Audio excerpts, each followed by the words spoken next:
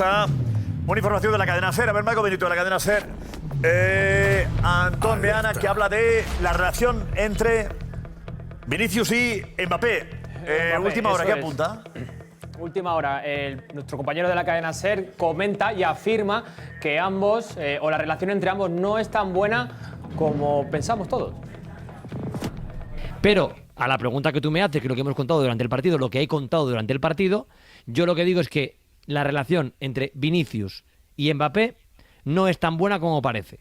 No ¿Pero son qué relación? La relación personal entre ellos. Digo que la relación entre ella no es tan buena como nos dicen, no son rivales, no son enemigos, no se odian, pero yo percibo que nos quieren vender una hermandad que no existe.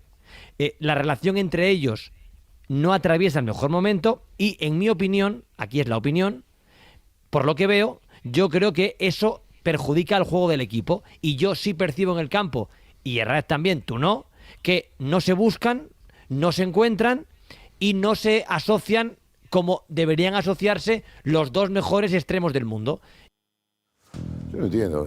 Si el pase que le da Vinicius hoy a Mbappé es una obra de arte. Con el exterior lo deja mano a mano para que meta el gol Vinicius. Yo realmente creo, y lo ha buscado permanentemente. A mí esto es buscar, entiendo a este señor que estará bien informado, pero sobre el césped lo que no existe es incomunicación.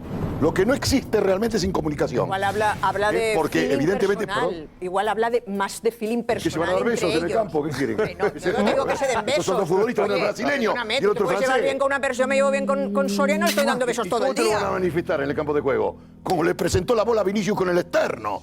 Diagonal profundo y jaula. Y abren un partido que estaba atascado, que no se llegaba a portería. ¿Qué más va a hacer? ¿Qué más van a hacer los dos juntos? Y dos pases de la muerte. Yo no sé, a mí no sé qué quieren que hagan en un campo de juego.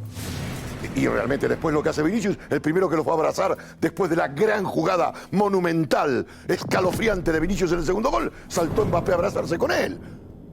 En fin, no sé, o a no ser que me cuenten otra cosa, no sé qué quieren. Yo realmente, futbolísticamente y sobre el césped, Josep, acepto y respeto fundamentalmente este tipo de información, pero sobre el césped no veo una sintomatología, Juanfe Consejo. Juanfe.